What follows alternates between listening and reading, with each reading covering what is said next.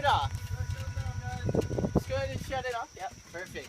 So guys, this is the first stop of our tour. Share a real quick background on the property so you know what you're driving over. While I'm talking, feel free to walk around, snap some photos. If you want to take off your helmets for a couple minutes at these stops, feel free as well to take off the helmets if you feel like it.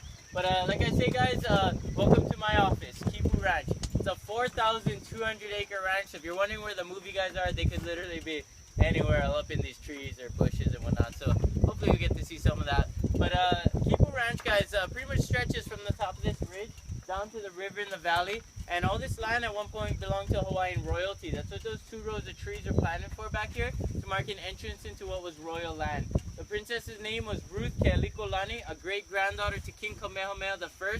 You guys never heard of that king? That was the only Hawaiian chief to unite these islands under one rule. And this was his great-granddaughter, Princess Ruth. She was from the Big Island and just came here to visit. She often stayed down here at Kalapaki Beach, if you guys know where Duke's Restaurant is, or the Marriott Hotel. And down there she had a neighbor named William Hyde Rice. If you guys been down Rice Street in Lihue Town, that was named after this well-known missionary family at the time.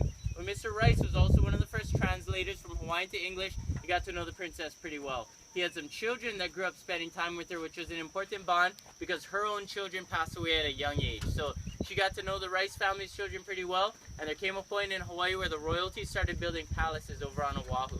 Wanting to build one herself, she needed some money, so she looked to the Rice family she trusted and asked them if they wanted to buy this land. But being from missionary descent, they didn't have that much money, so he started off by leasing the land from the princess, and she told them when the lease was up, they could keep the land if they wanted to. Over the course of the lease, the Rice family had paid a total of $3,000, ending up with 4,200 acres on this side and about 1,800 acres over the pass in the ridge here. Hold on one second.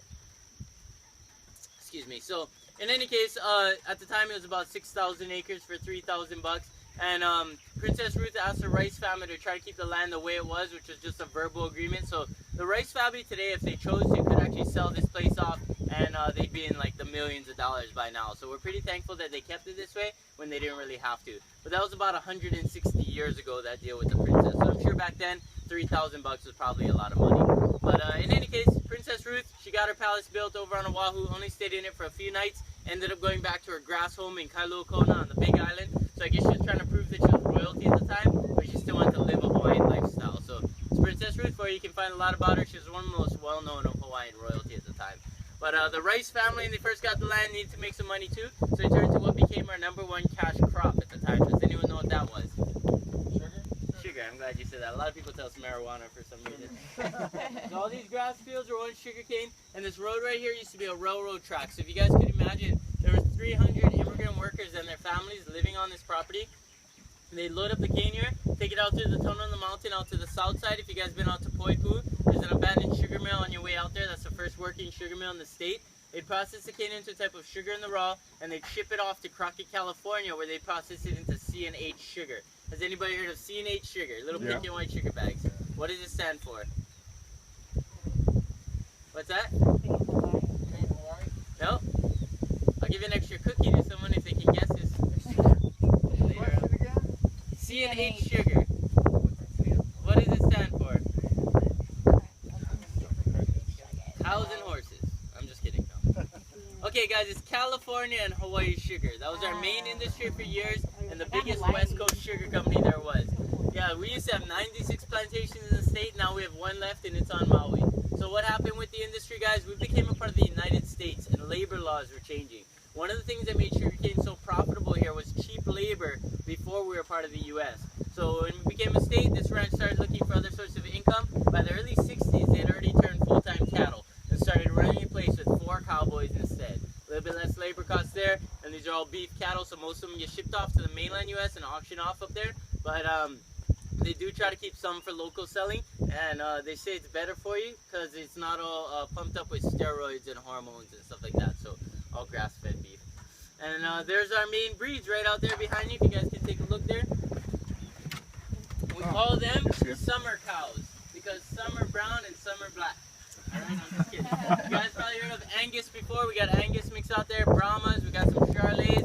The pride of the ranch are those white-faced Herefords. The brown and white cattle were brought here in 1793, which means we had them before the mainland U.S. had them, and they were a gift to the Hawaiian royalty. So when they first got here, nobody could touch the cows. Eventually, Hawaiians didn't know what to do with them, and and they brought in vaqueros, Spanish cowboys, to teach the Hawaiians how to ranch the cows. And that's the start of the Paniolo era. Anybody heard of that before? Paniolos? You guys ever listen to Hawaiian music and hear ukuleles and guitars? We didn't have those string instruments before those Spanish guys came down. So that's where all that began, and most people have no clue. So that's probably all you ever want to know about cows, guys. Fully aware it's not the most exciting subject. Anybody have any cow questions? No? Okay. Does the Rice family still own all this? Yes, they do. Yeah, it's 4th generation now. Yeah. So, other than the cows, you guys might get to see some wild animals today. There's ringneck pheasant all throughout the grasslands, mountain goats up on the ridges, black-tailed deer and wild turkeys. Kind of rare for this side of the island, but every now and then we get to see some of them.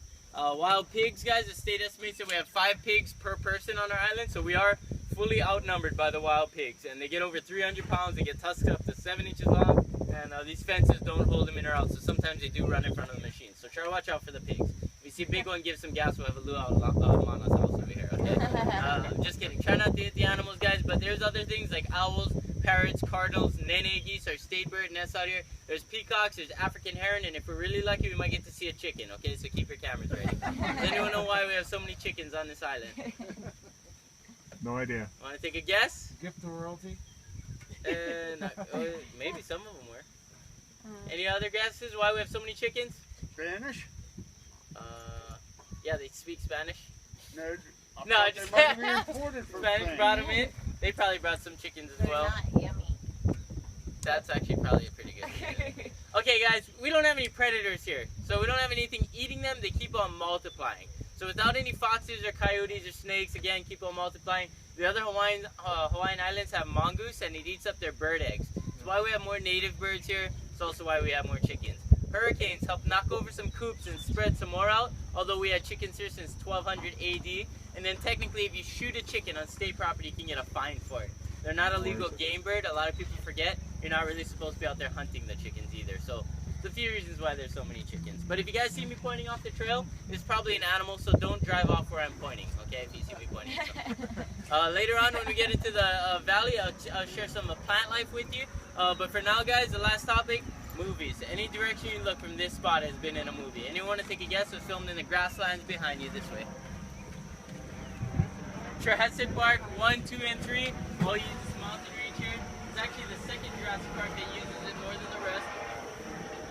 Jurassic But Park? in the first Jurassic Park, guys, there's some small scenes. You guys remember when Dr. Grant and the kids are running from a flock of dinosaurs? Yeah. They filmed some of the running shots out here. When they jump over the log, that prop log got filmed over on Oahu. That's Kualoa Ranch. So that's a 2-minute scene on 2 different islands.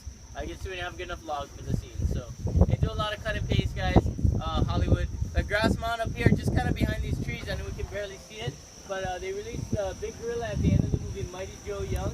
They released him up into the tree line, and the credits come on right after that. If you didn't see it, I spoiled the ending. I'm sorry. But it is an animated gorilla, so they filmed one of our cowboys riding his horse and superimposed their gorilla's image over it to give it a natural animal stride. So watch it again. They used to call it the galloping gorilla. Anybody here watch George of the Jungle, Brendan Fraser? Yeah. Throughout that movie, you'll see this mountain peak as 8 mountains several times. Down here in the valley, or drop down there later into the 1970s for the movie Outbreak with Dustin Hoffman, Morgan Freeman, Motaba virus. They set up some of the African refugee camps down here. I don't know if you guys remember. Anybody watch that, Outbreak?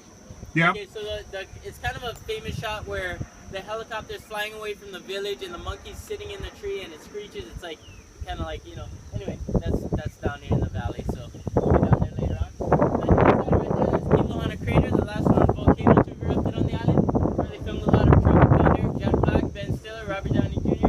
That's one of my favorites because it's the only movie I ever got to be in. So believe it or not, guys, I was one of the heroin workers pushing poppy seeds around and stuff. So I guess they wanted some of my real life experience. No, I'm just kidding. All around this place, you guys probably heard of other movies: 6 Days and 7 Nights, the movie Hook, Raiders of the Lost Ark, Jurassic Park 2, a movie called The Hawaiians with Charlton Heston, Hillary Duff's birthday special when she turned 16. If you missed it, Mana's got copies. We had America's Next Top Model do a photo shoot out here. High School Reunion, another reality show. Run's House on MTV did some zip lining out here. That's what those carriages do. You see the tractor carriages and whatnot, take people from zip line to zip line. We had Xterra TV, we had 4-Wheel Magazine, UTV, Utility Terrain Vehicles Magazine. Anybody here watch Fisher's ATV World, outdoor channel?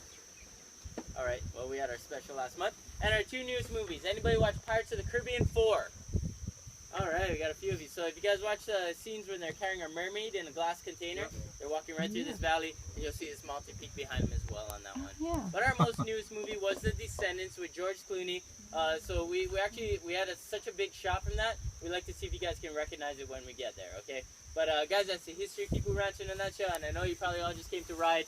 Hope to help you appreciate the place a little bit more, though. Yeah. Anybody have any questions? Anybody want a picture? Anybody want to talk to me? So that's what we're here for, guys.